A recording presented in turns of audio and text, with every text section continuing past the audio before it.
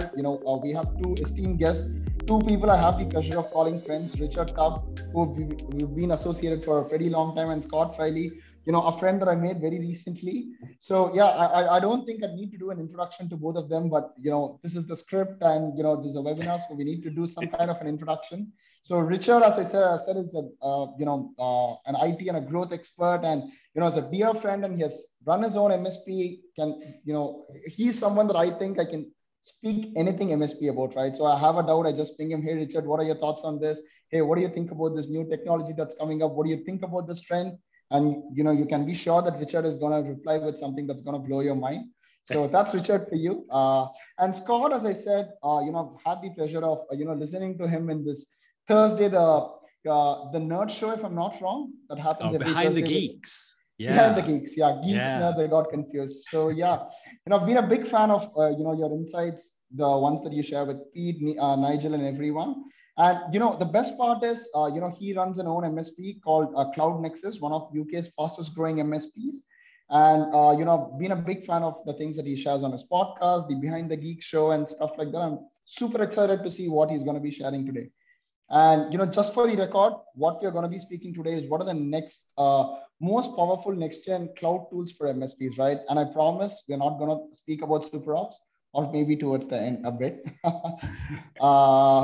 But yeah, we're going to be speaking about those tools. How can you use them to deliver great experiences? And and I'm sure Scott and Richard are going to throw in some tool recommendations that MSPs can go and start using them. So gentlemen, over to you.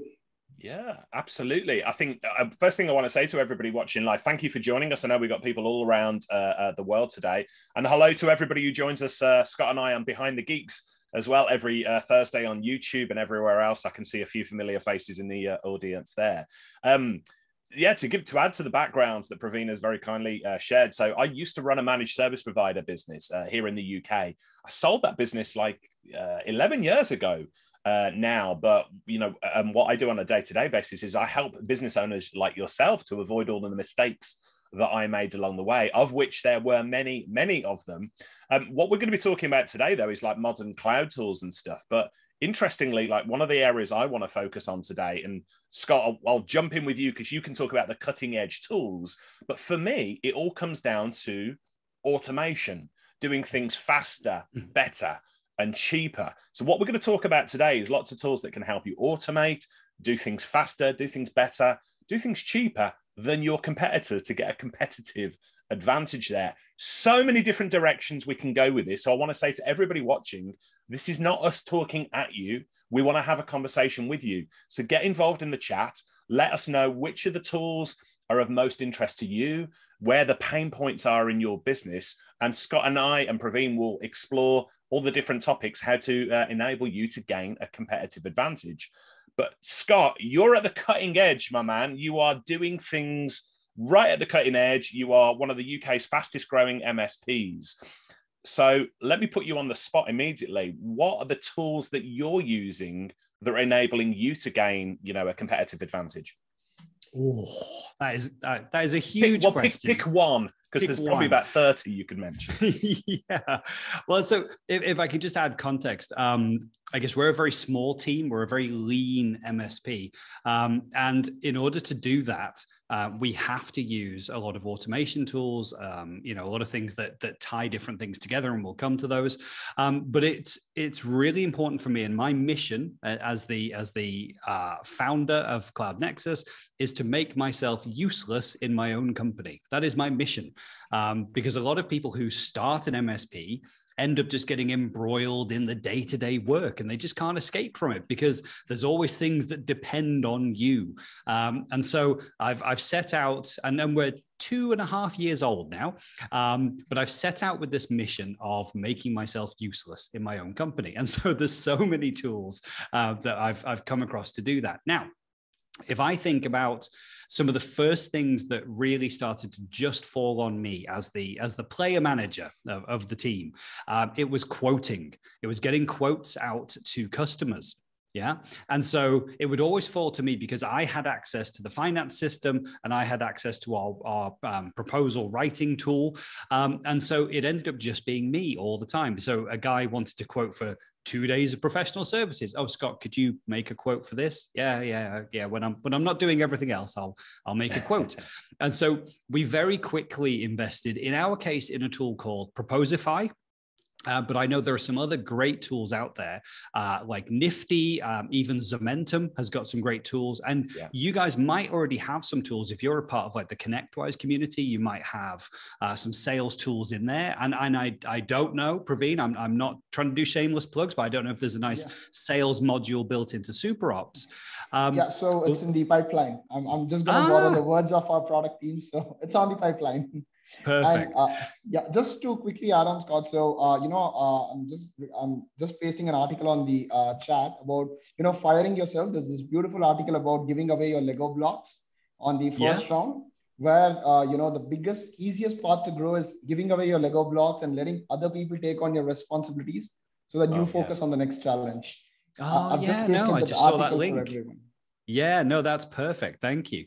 But yeah, that is my mission, to make myself useless. So proposal writing and quoting was one of those first things that once we got out of the habit of just doing things in Word documents or PowerPoint presentations and printing to PDF and emailing them off to people, we started to use Proposify in our case, which let us have templated projects. Now, most of the work that we do can be quite simply categorized. We might be doing a 365 migration or an endpoint manager deployment, and we have fixed scopes of work that fit with those. And so we had pre-packed templates for proposals. So now whenever one of my guys was chatting to someone, they just go, oh, hey, yeah, it's another one of those exact projects that we've done 100 times before. Here's the proposal in Proposify. I'm going to reuse the same blocks. I'm just going to pop in the customer's name, and it goes ahead and make sure you don't do any of that thing where you've put the old customer's name in the new proposal. Oops, we've all done it. But it goes ahead and changes all of those. Now, the nice thing about our tool is that it tells us when the customer's opened it. It tells us how long they spent reading it. It tells us which pages they focused on. And surprise, surprise, they spent 1 second on all of that hard-earned content that you wrote, and they spent the rest of the time looking at the pricing page. Okay, but it's nice to see that they've spent the time flipping through. You'll see every time they open the proposal, and when they accept it, we then have an automation that triggers for that to then to go into our finance system to create the draft invoice for that piece of work and create a ticket in our ticketing system to then go ahead and we can then start to plan in engineering in the calendar. So that took a whole process of quoting that just fell on me, on manual copying and pasting from documents, and just turned it into a really simple solution. Now, really, really simple example, but I just want to get the conversation flowing. And I would love to hear from anyone in the chat what your particular challenges are, because I've made a whole list around quoting, around billing and collecting money, integrating systems, automating software deployments, security, speeding up your help desk, getting feedback from customers really quickly so that you can reuse that. What about some more of the techie topics, like diving into Azure virtual desktops? You go ahead, you tell me. I can see a question from Jack. So the quoting tool, we personally use Proposify right now, but some of the other good tools out there are Nifty Proposer, and Zomentum is definitely worth a look, Zomentum. Yeah, I want to make a point, Scott, actually. I said at the top of the ad, isn't it, that we're going to be talking about how to do things faster, better, and cheaper. And that holds true. I shared a story this week with an MSP that blew their mind because sometimes we avoid doing the things that we really need to do because of the friction that's in the way. So you just mentioned, didn't you, getting a quote out, and I'm intrigued. I'm sure nobody in the audience will have done this, but I actively procrastinated about getting proposals and quotes out to my clients when I ran an MSP. I'm the world's biggest procrastinator about that.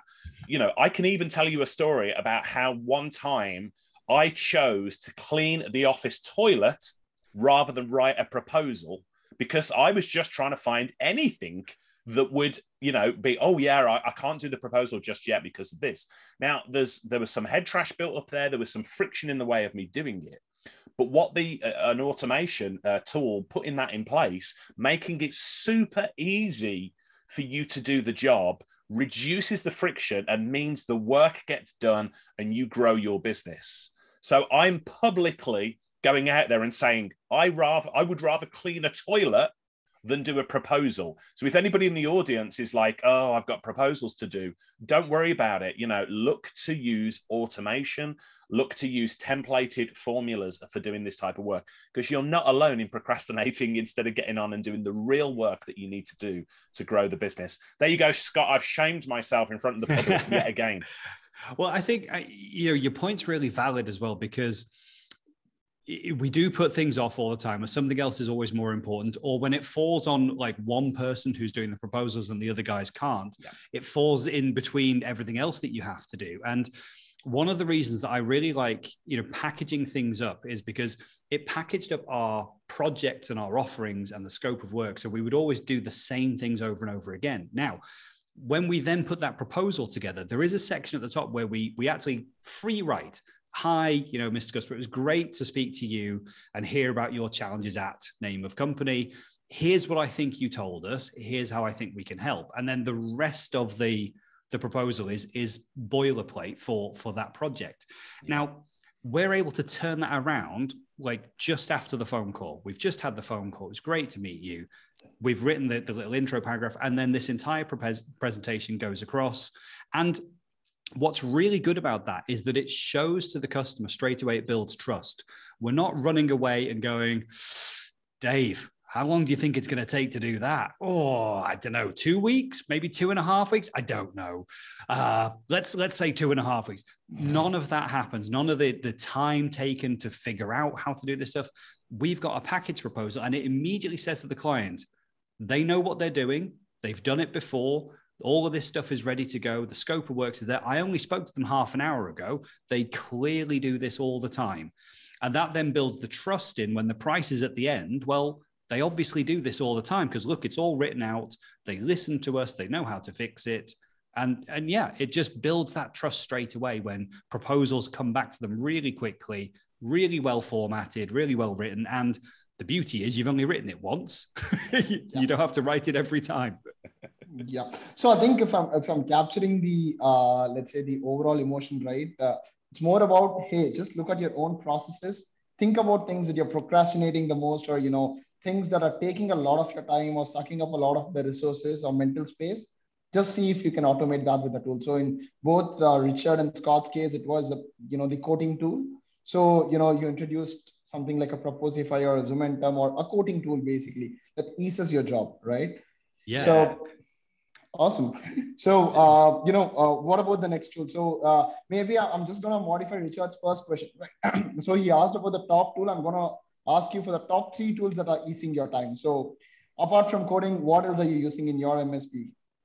So the other big thing that eases my time personally and the time throughout, and it's something that's close to the heart of every MSP, is getting paid on time. You don't do it just for the love of the work, Scott.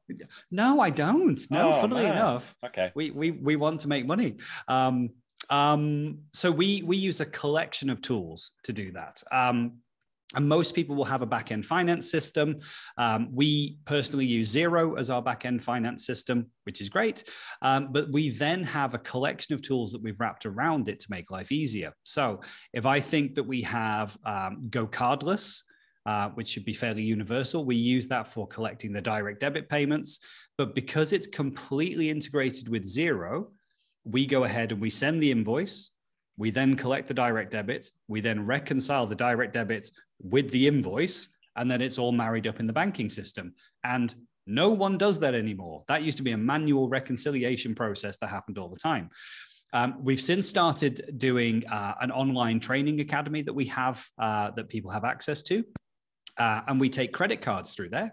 So now we have Thrivecart, which is integrated into Stripe, which is integrated into Xero. And again, that whole process just takes care of itself. No one has to do any manual reconciliations. But the big deal, I guess, for a lot of MSPs is when it comes to your CSP revenue. So your Microsoft licensing or your ads, moves and changes. And that's where we've gone ahead and bolted our ticketing system in with our distributor. So our particular distributor is able to integrate directly into our ticketing system. So whenever we add licenses for Microsoft, and our customers, by the way, can actually self-serve. That's another Oh, that's another big key for automation right there. Our customers can self-serve on licenses and add their own licenses in. That gets added into our distributors portal. That synchronizes with our ticket system, which then synchronizes with our zero invoicing. And again, customers added their own licensing, billing's taken care of. It's always right at the end of the month. So we're not missing out on any of that important revenue. And that just keeps flowing. And no one, I must admit, to monthly, I'll have a little check. I'll have a little peek and just make sure it's still working properly. But I'm not manually processing everything. I'm just having a nice level up. Jack is asking, how do you get customers to add in their own licenses without going through CSP? So Jack, with our distributor, and with many distributors, actually, they have a portal that we can have access to, but we can provide delegated access to the customer. So we will have a customer instance, and here's all of their licenses. The customer is able to log in themselves and only see their licenses, and they can just, with new commerce experience, it's got a bit more complicated, of course, but they can add and remove licenses if they've got the right type of subscription. So they can add quite easily those Microsoft licenses. And because that then triggers an action for us into our billing system and into our ticket system, if we need to increase the amount of managed services that goes with that, then we can do that too. So they bought an extra license because they've got a new starter. Okay, well, that's an extra person on the managed service cost as well. So I think Jack has another question. Yeah. So we currently use PAX 8 at the moment. I say at the moment as if I'm likely to change. We're not changing. Sorry, that was wrong. But yeah, we use PAX 8. Let's give a shout out for another tool. So, because there's people from all over the world. If in the part of the world where you are, PAX 8 is the distributor, brilliant. So I would absolutely agree with Scott. You get great value. There's other tools available. So we mentioned Zementum earlier. I want to give a shout out. They recently acquired a tool called Goulash, like the stew from Eastern Europe. But Goulash has been renamed Zementum Connect. And so if your distributor doesn't have really slick sort of cloud billing tools, and you're perhaps missing out on revenue because some of the licenses are slipping between the cracks. So Zementum Connect is a new tool that's up and coming there. And I've got to say, Praveen, we get a lot of feedback from people in the industry who say, oh, this vendor doesn't play well with this vendor, or, they don't get on. So I want to give a public shout out here for SuperOps, because you're allowing us to talk about the whole of the market, not just the people that you get on really well with and your own tools and stuff. So, kudos for that. So I really appreciate it. Thank you, Richard. So I think, to be very honest, I think I've spoken to you on one-on-one conversations, but just for the benefit of everyone, right? So what we truly believe in is PSA, RMM, our tool is just an enabler for MSP's success. We don't own, what the MSP executes, right? So we are all for MSP success. We are all for the success of the community. So we'll keep, rooting for you guys. And, if our tool happens to help you along the way, we'll take that money. But, we don't want to be always, selling you or, giving you things, hey, take our product. Ours is the only product that you need to use and stuff like that. But yeah, so that's the philosophy, but thanks for the shout out, Richard. Very cool. I'm looking at the chat here. Hey, Joshua, good to see you there. And Neil says, for those of you in the UK, this is possible with Geocom as well, who are another excellent sort of cloud distributor. And Fred, you mentioned, he said +1 for Xero. So many of you in the audience are Xero accounting users. So for those of you in the UK and Ireland, I want to give a shout out for a tool. In fact, I introduced it to you, Scott, the other week, didn't I? And it's called chaser.io. Now, what chaser.io, for those of you who have maybe issues with client who are paying late or not at all, that's, I mentioned friction earlier on. It's really difficult for us as business owners to go from speaking to a client as their friend, as their ally, helping them fix things, and then 5 minutes later being the bad cop and saying, you really need to pay us. So that's a challenge for most managed service providers. It's still a challenge in my business and many business owners as well. What Chaser.io does is it puts a level of automation in there so that you're sending emails out to clients saying, hey, your bill's going to be due in 3 days, 2 days, 1 day. Your bill is due. Why haven't you paid us? And going on from there. So there's lots of automation. It goes a step above and beyond what the accountancy tools does. And the other great thing about Chaser.io is You've also got things like credit checking facilities in there. You've even got debt recovery in there. So imagine the horrible situation that some of us have experienced. I hope nobody in the audience has experienced, where a client just hasn't paid the bill and is ignoring you. What Chaser.io does is you can press a button and it goes to a debt collection agency and they deal with it for you for a fixed fee.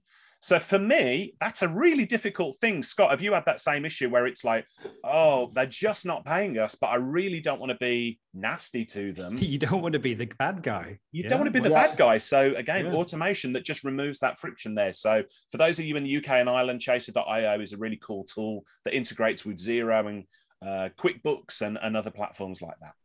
Yeah, and it is a level above those automated emails, that because we can set those up in Xero and say, hey, you know, after 3 days, 7 days, 14 days, send these emails, but they can quite easily get dismissed. I think the Chaser.io has got some, you know, some real grit to it, I would say, in how they chase down to get the bills paid.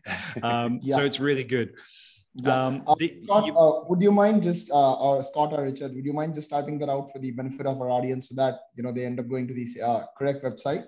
So the website there, I've just put it in the chat. That's chaserhq.com. I've just put it in the chat there. It's for UK and Ireland only, as far as I'm aware. But as with most of these tools, keep an eye on it and let the teams know, hey, we want this in Australia, in India, in America, and you'll find out they will come there a lot quicker. I just want to kind of, you know, we've spoken, you know, a lot about operations, you know, quoting, accounting, and things like that. You know, one of the favorite subjects, at least from my conversations with MSPs, has been, you know, sales and marketing, right? So I would love to know from, you know, Scott and Richard on, you know, what are the tools that you're using on sales and marketing that's, you know, making your, let's say, client acquisition or, you know, keeping them happy in an easier way. So what, I mean, would love to know your tech and marketing stack, because, you know, I have my team taking notes so that we can, you know, execute a few of them. Scott, do you want to go first and talk about the tools you use? Because I've got a ton of them. Yeah. So, I mean, I guess part of our sales and marketing strategy, we are heavily into video, as you might have seen. And so we do a lot of video. We do a lot of, you know, webinar events. We have our own little course that we've created through video. But one of the biggest tools that we've helped there is we use a tool called Subtitle. Now, Subtitle is a subtitling tool because whether you know it or not, 85% of videos that are watched on social media are watched without sound.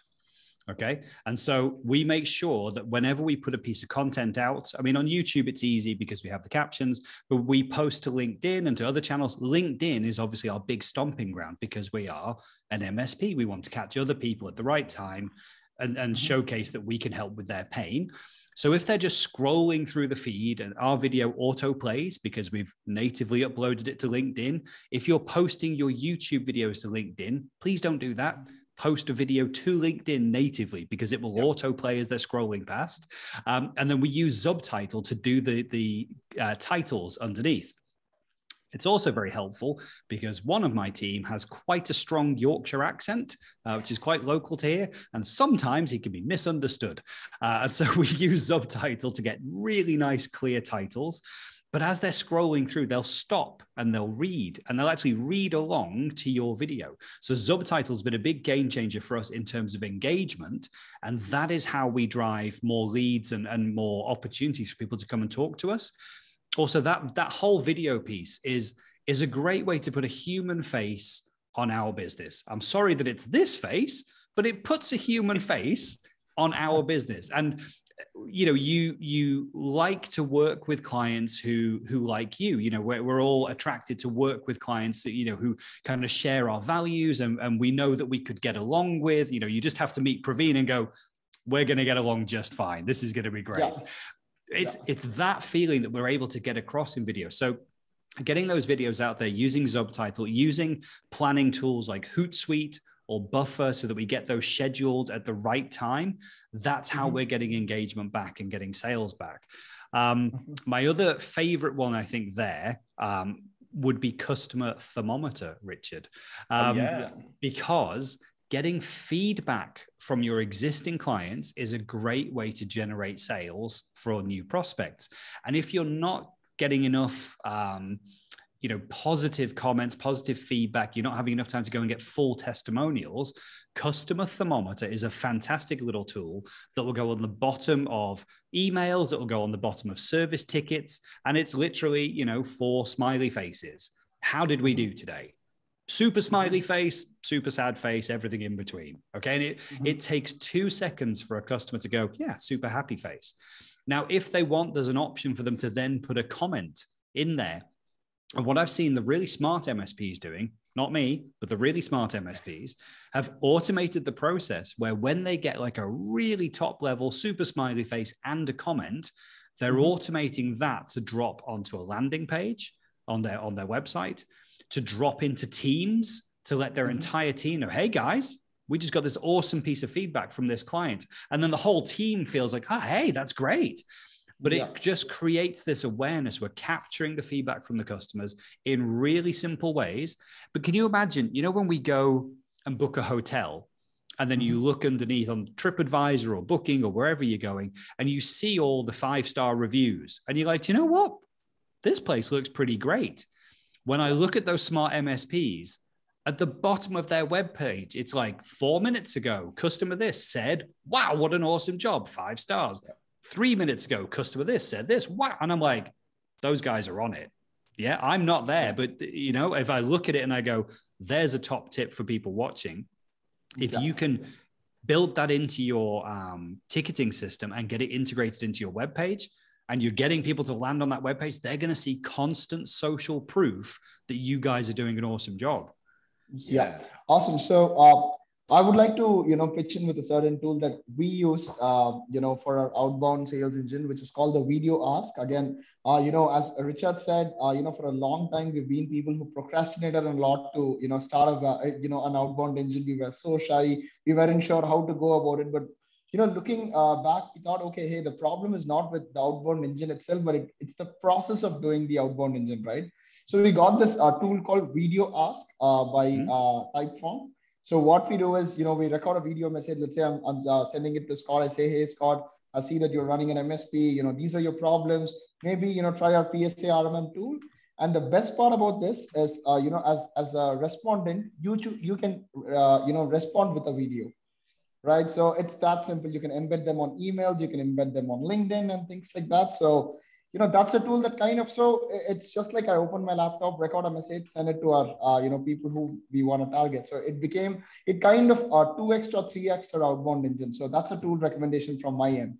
Oh, it's beautiful. And thank you for bringing that up, because I'd forgotten when I've received, we're all on LinkedIn, right? Everybody gets those messages on LinkedIn. Hi, I thought you are in the technology industry and we should connect as we have people. Oh, but the people who've really spoken to me, and Nigel did this, I think, when I joined in the tech tribe, you get a little video. Hey, Scott, how's it going? It's great to see you. And you're always, hey, this is like a real personal communication. I totally forgotten about Video Ask, and it's such a good tool.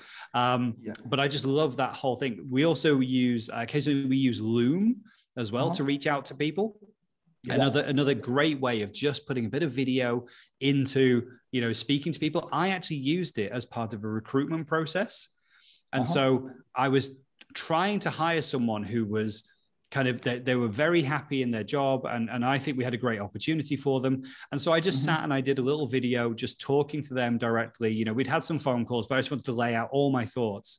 And they came back to me and they were like, it was the video. It was that you took the time out to just make the video, to talk to me, to tell me, what your thoughts were, without me interrupting. And, then I could sit and think and have my thoughts about it and just take the time.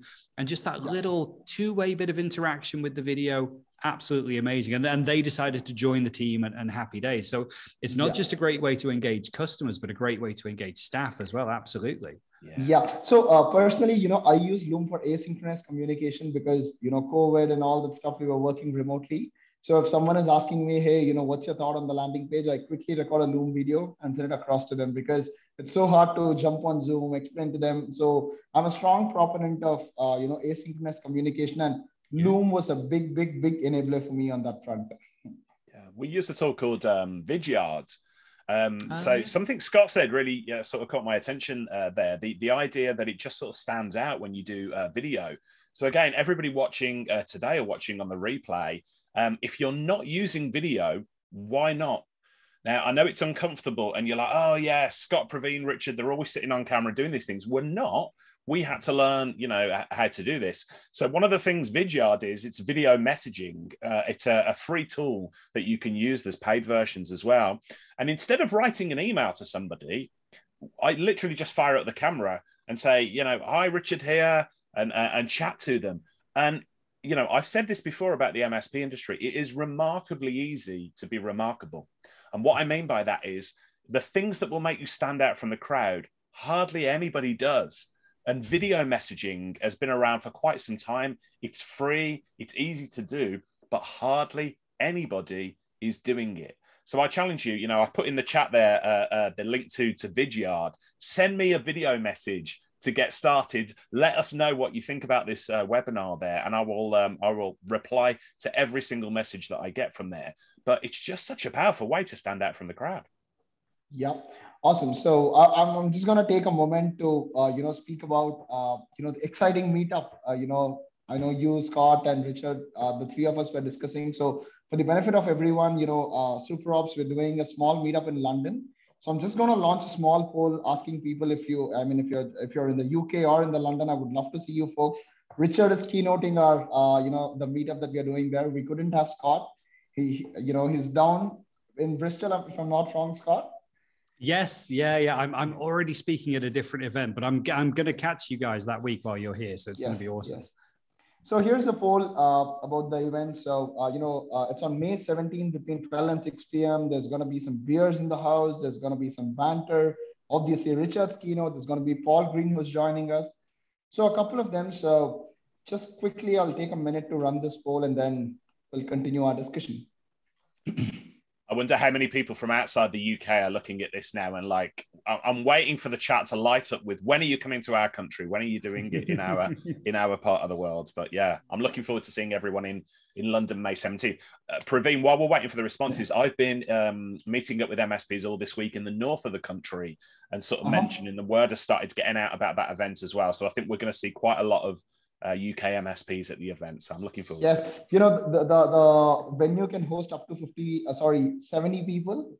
So, and I've told them that with all the stalwarts coming in, probably it could be 100. So we'll see. We can host up to 100. So welcoming everyone with both arms. Cool. Awesome. So let's continue with our discussion. So we were speaking about videos. So yeah, any other honorary mentions, Scott, Richard, before we move on to the next department?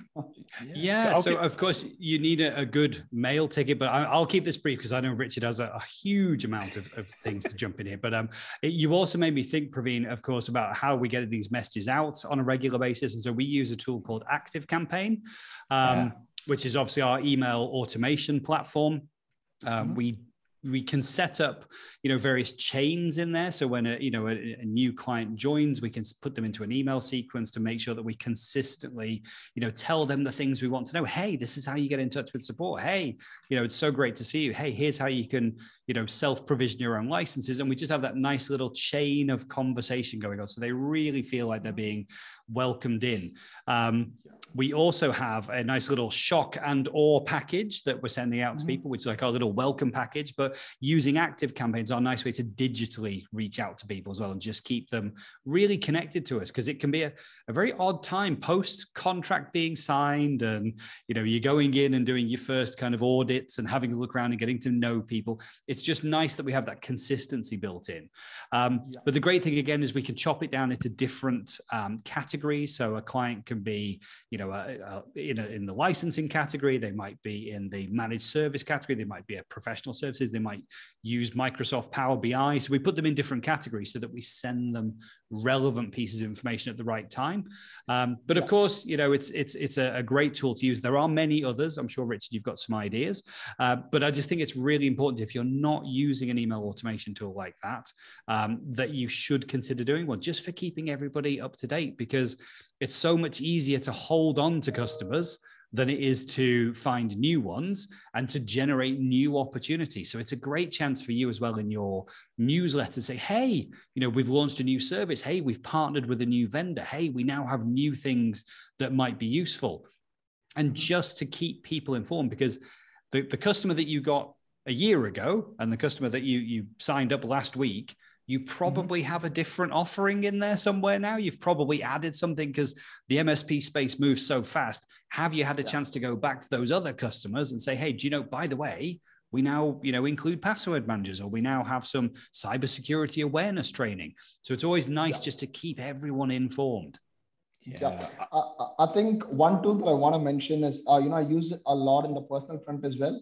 It's called Canva, which is like a democratizing design for everyone. So, of course. So I have my own blog. I have my own, let's say, YouTube channel where I speak about books and stuff like that. And, Canva is that one tool. At times I feel guilty that I'm using it for free because it has democratized design, and, pretty much anything that I want to do with respect to design, I'm able to do it. And I feel so guilty. Oh my God, why are they not charging me for all that I do with Canva? So if you're someone who's just getting started on social, don't be scared of all the design complexity that comes with it. Get started with Canva, and I'm sure, you're already going to be doing better than what most MSPs out there are doing.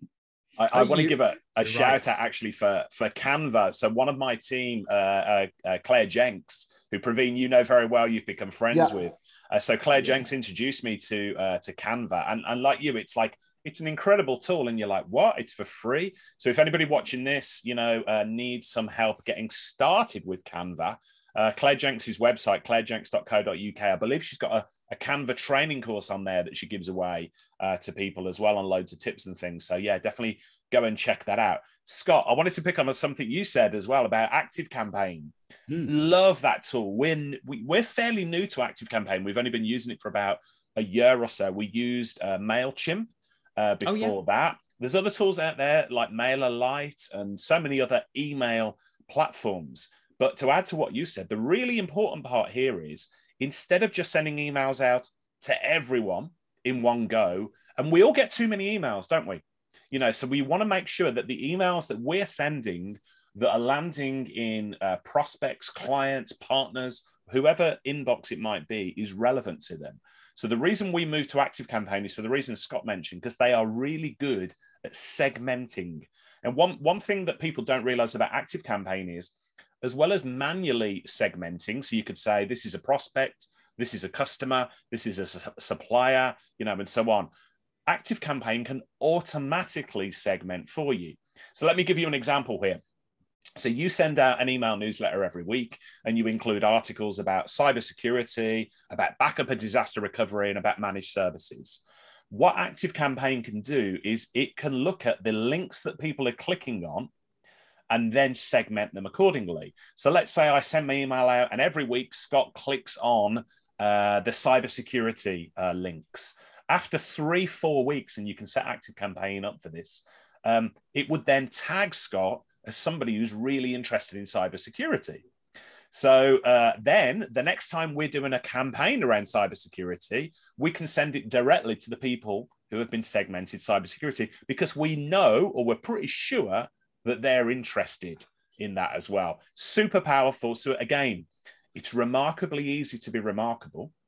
And by using these automation tools, you can just get a competitive advantage. You can stand out from the crowd where other people don't. So definitely check out that type of automation.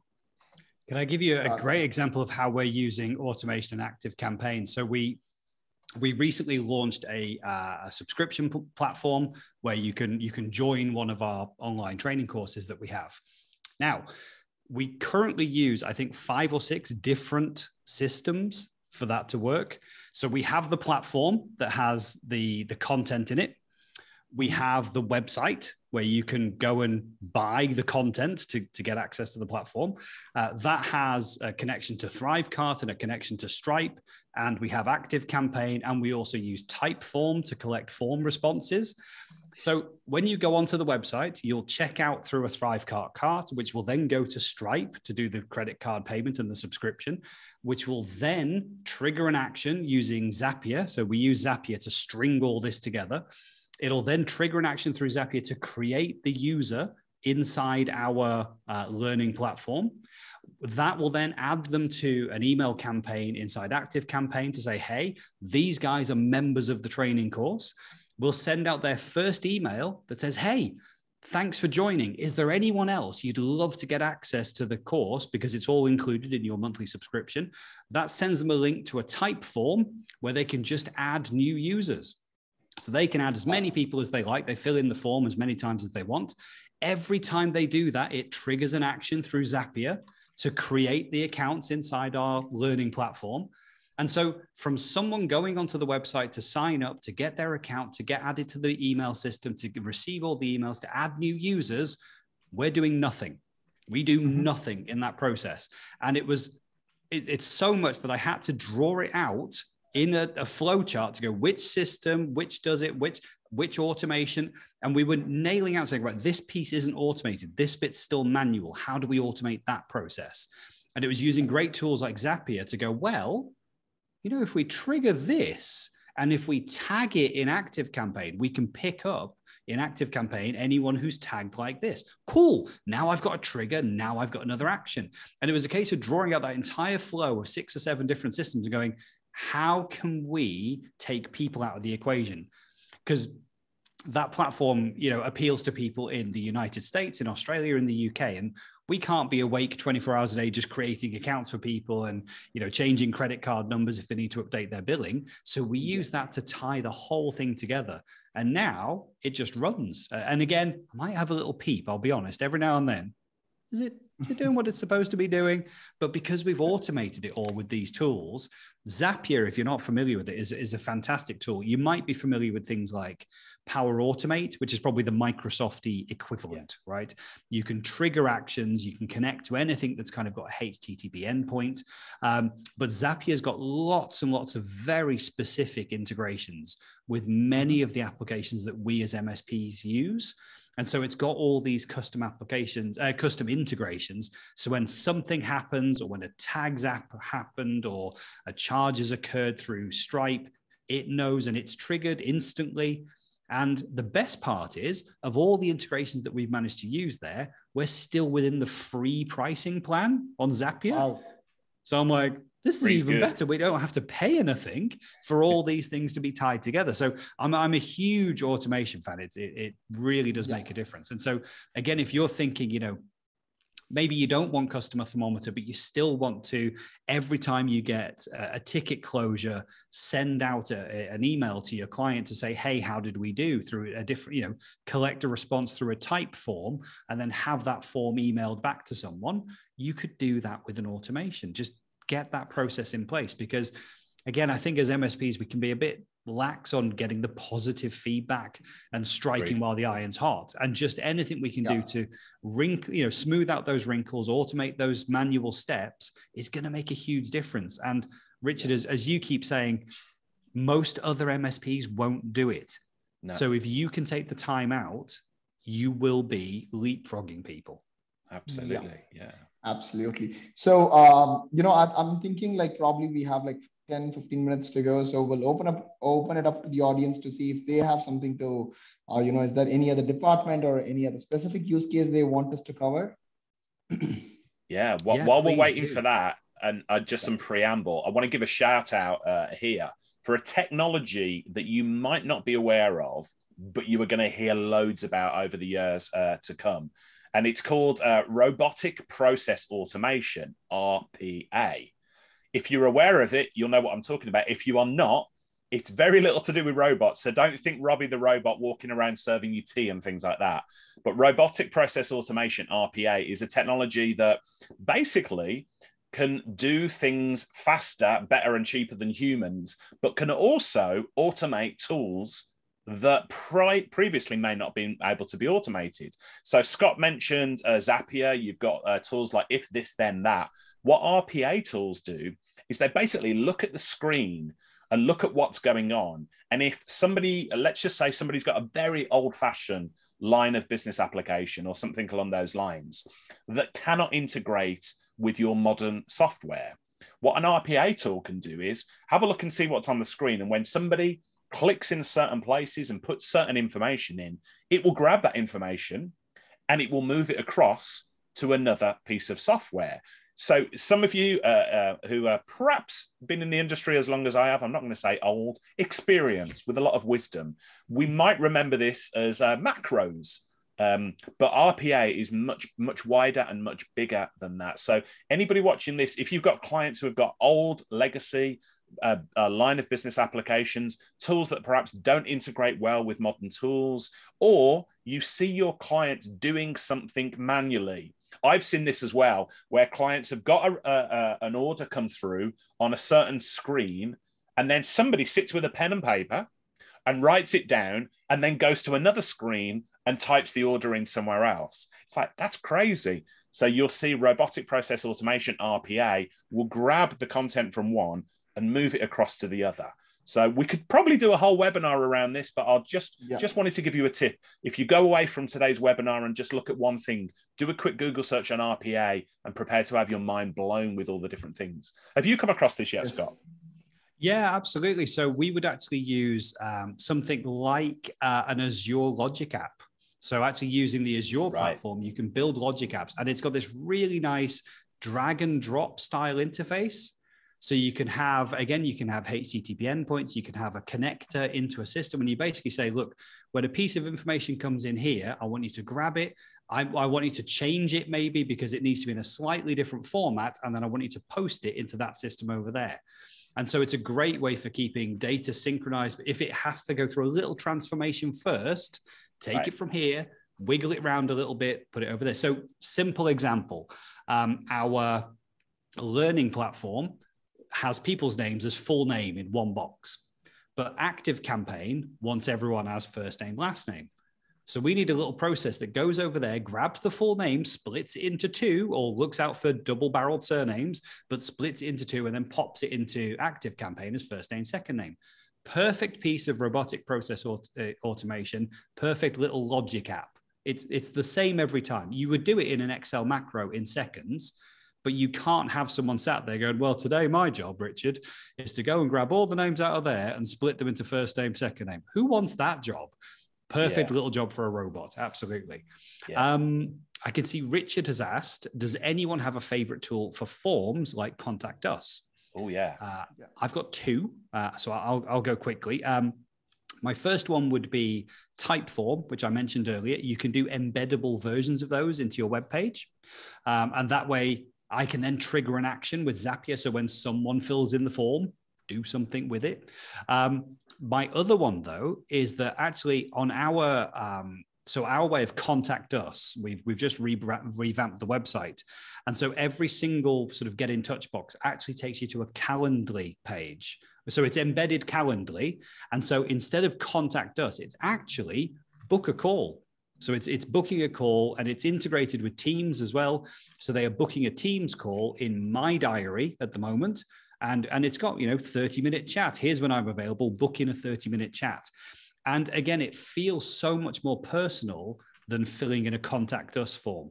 Yeah, it feels like I actually know I've got a time and I've got a date set aside when me and this person are going to have a call, and we're going to jump on Teams. It's 30 minutes and I already know who I'm going to be speaking to. So it feels so much more personal than a Contact Us. So again, Calendly, again, I think we might be on the cheapest possible, if not the free plan with Calendly, but it's a great little automation for your web page. And so I would just get every single one of your contact points to hit that page and then pop in your Calendly there. We use something very similar, Richard. We use a tool called Paperform, which is a great tool. It's a competitor to Typeform. So you've already gathered we're trying to give you as many different options here to find the tools that work for you. But Paperform, I'll put that in the chat. That's a great sort of form builder with automation and things built in. So, if somebody maybe signs up for a paper form and says they're interested in cybersecurity or whatever, you could then maybe export them from Paperform directly to your email platform. And anyway, there's all sorts of wonderful things that you can do. And the other tool that we use for booking people in directly is it's called Book Like a Boss. So it's very similar to the tool that Scott used here. But if you've ever booked a Rent Richard's Brain call with me, and I know some of you on the call there, I can tell have, Book Like a Boss is the tool that powers that in the background. And it literally goes in, it looks at my calendar, It takes payment online and allows you to just go in, get the time that you want, pay for it straight away. Xero automatically sends the invoice. Bosh, you're just done there. So for those of you who are looking for an option for doing consultancy and things of that nature, Book Like a Boss might be a good fit for you as well. Awesome.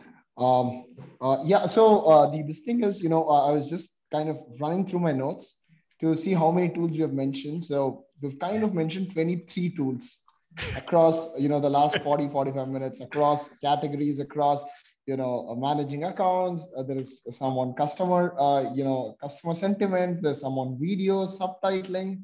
I think we've covered like a very wide variety. Personally, I was thinking, while I was typing it down, I was thinking maybe it's going to be 10 or 15, but it's 24. Unless we have more questions, I'm sure we're going to reach the 30 mark.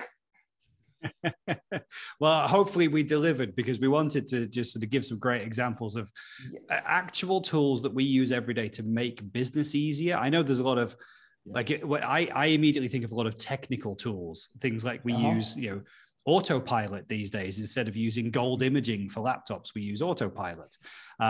We use really, really geeky tools inside virtual desktop platforms in Azure to make sure that we scale up the hosts at the beginning of the working day and scale the server farm down at the end of the working day. So that way we keep the costs as low as possible when we're running virtual desktop. So I immediately think of those, but I thought for our crowd today, for our audience, probably it's more about those business tools. What's the thing that's going to save me time or us time so that we're more efficient, and then we can spend more time serving the customers? That's exactly what we want to do, right? Yeah, absolutely. Richard and Scott, it's my favorite thing to do, because Richard has been on a podcast with me. So, I love rapid fires. So I'm just going to post like 1 or 2 questions to both Scott and, Richard. So I'll start with, Richard, because, he has done this rapid fire before. So what's the one tool you wish existed? All right. Let's say as an MSP owner. Oh my goodness. That is a brilliant question. I've not given that any thought. When it comes down to it, we can do most things that we need to do, but it's the investments of time that we've got to put into it. And so anybody watching this, if you're thinking, oh yeah, there's a lot, it's quicker to just get things done.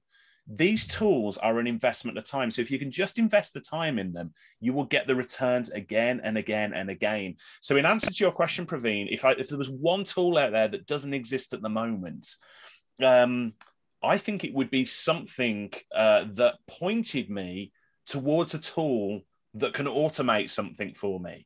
And what I mean by that is I would literally love to see a search engine that I could go to it and say, I'm sick to death of doing A, and it says, here's the tools that can fix that for you. Because I've already learned today from Scott, Scott's mentioned a couple of tools, and Scott and I are good friends, and we talk about this sort of stuff all the time. But Scott's mentioned a couple of tools that I wasn't aware of. I hope that we've mentioned to the audience today 20, 30 tools that you weren't aware of that you can go away and look for. But in answer to your question, Praveen, I want a tool that will help me find tools to make my life easier. Awesome. What about you, Scott? I have an answer as well, so probably I'll go last after Scott. Okay. After Scott. I've got one, and it's probably quite tactical and a bit techie. So we manage a lot of Microsoft 365 clients, lots of different tenants, okay? And we have a set of security settings, I'm going to keep it simple, that we apply to each customer separately, because there isn't really one place to manage them all. Now, there are some people who are coming up in this space really well. So I give a shout out to people like Octiga and Simian Cloud, CIPP.app. There's lots of people that are up and coming in this space. But what I really want is like that dashboard for MSPs where we can see all of our tenants and whether they currently have our security baseline applied, whether there are any deviations, whether there are any issues, and whether we need to do anything. Now, as I say, there are lots of people coming up in this space, and they're really clever guys. They're exporting the entire 365 configuration as code and then putting it in GitHub, and then they're doing the baseline as code in GitHub, and they're doing a different spotting, and they're highlighting it. And I'm like, it's all going in the right direction, but it's not quite there yet for a lot of these guys. And so I can't wait for the day when that's there. And I know that's geeky and nerdy, But the whole cybersecurity piece is huge. And I would love to just have confidence at a glance across all the people that we manage for every MSP that we can have this great dashboard. So that's me. That's my nerdy wish. Yes, awesome. Mine is somewhat very similar to what Scott said, but more on the marketing world because, I work for a SaaS company. So what happens is there's always this, a lot of confusion, a lot of debate about lead attribution. Where did this person sign up from, right? There's first touch, last touch attribution. And, they have multiple touch that's happening along the way. For example, let's say I'm telling Scott that, hey, I came across video ask. And then you go and sign up. It counts as a brand sign up, but at times it's more like a referral as compared to a brand. So there's always this, so I wish there existed a tool that captures pretty much in-person conversations. It captured pretty much everything. Every time a brand is mentioned, it captures it and gives us all that data because it would save us a lot of time. So, oh, that's cool. That is a really good idea. Yeah. So that's it. Yeah. Yeah, and second thing is personally, I'm a tech noob. I know I shouldn't be saying this being in the tech industry, selling a software product, but I wish there existed a page, there are a lot of players coming up on the space is publishing websites far more easily because, I hate the, the ordeal of going to a WordPress or whatever platform, right? Updating 10 different fields. I just want to write and I hope that it just reflects. So yeah, that's one more thing that I want to I wish I had. It takes care of all the SEO and all the other fancy stuff that marketers have designed. It's for their favorite tools as well. Like I would love to hear back from people because Scott and I and Praveen have shared so many different tools with you. But I do a video every Friday on LinkedIn on social media called Tubbservatory, where I mention like different tools and resources I've found. And Praveen, I've given Super Up so many shout outs in there because you're so giving with the content you have. But like if anybody's watching this and you think, oh, I've got a really cool tool or application or website or whatever, give me a shout. I'd love to feature you in an upcoming Tubbservatory. Yeah. Awesome. I think, we're on top of the hour as well. So I think, it was a very fruitful discussion, on a personal front, as you mentioned. At least I'm going to be taking away at least 5 or 6 tools that, I'll be implementing. Something like a job title or a customer thermometer. I'm already exploring if we can integrate customer thermometer into our platform to see, so that all the MSPs using us have access to, customer sentiment. So a lot of discussion, a lot of tools that came up. And what I'm going to be doing is, apart from the recording, collate all these tools into a nice little booklet to send it across to all the registrants and, people who have attended this webinar. I love it, Praveen. I love it. Yeah. Yeah. Awesome, folks. So thank you so much for joining us. I know you've taken some, time of your day. Running an MSP is not easy, and taking 1 hour of your time and joining us is great. So thank you so much. And hopefully we'll see you in one more webinar. Oh my God. I look forward to it. Yeah, absolutely. Yeah. Thanks everyone for joining today. It's awesome to hear from you in the chat as well. And I hope we've genuinely shared some tools that you'll find useful. Yeah. Hey, Scott, before you go, you've got to give a shout out for all the cool stuff that you're doing online as well, because many people won't be aware of the work that you're doing. Is it okay, Praveen, if Scott gives a shout out for what For sure, yes. Oh, thank you. No, that's kind. So obviously you can find us. We are on YouTube quite a lot with our YouTube channel, so which is just Cloud Nexus. But also we recently launched our M365 Masterclass. So you can go to m365masterclass.com. It is not a training course. I always say it's not a training course. It's a tool, a repository that we put together for very, very busy techs inside, MSPs, or even inside, big enterprises where they've got a huge amount of people to look after and very little time. But it's that place that you can go that just gives you the right answer for how do I set up autopilot? How do I set up, endpoint configuration manager? How do I create conditional access policies to block particular countries from accessing my 365 tenant? And the thing that we've done is made sure that every video is like 5 minutes long, because we know that the guys are busy. They're all busy. They know this stuff in depth, but they probably just, it's been a couple of weeks since I did an autopilot. I just want a refresher. How do I set up Teams Enterprise Voice? How do I get phone numbers from Microsoft? So we've just gone through and gone, here are all the things that we do day in, day out. And of course, we have to update it because the portal changes every 5 minutes with Microsoft. Thank you, Microsoft. We love you. But the portal changes every 5 minutes. The licenses change every 5 minutes. And so by making these 5-minute videos, we can keep everything up to date. So as soon as something changes, it's very quick for us to change the content. So yeah, check out M365Masterclass.com if it sounds like it's going to be something useful for you in a techie role. We'd love to see you there. But ask me any questions. You can find me on our website. You can book in a call with me through my Calendly, and I'll happily chat to you about any of this stuff here that we've talked about with Super Ops today. Or if you want to know a bit more about Masterclass, find me there. But yes, thank you for the opportunity for a shout out. Yes. Awesome. It's been a real pleasure because, it doesn't feel like, I've been speaking to Scott for the first time. I know spoken to Richard a lot of times, but it doesn't feel like I was feeling like we're, three friends having a good chat, with a couple of onlookers, involving them as well. So it really felt very warm. So thank you, Scott. Thank you, Richard, for making me feel warm because, I'm an outsider in the MSP space, but I very much feel a part of the community now. Oh, good. Awesome. So until the next webinar, this is Praveen signing off on behalf of Super Ops. Thank you, folks. Thanks, everyone. No, thanks so much.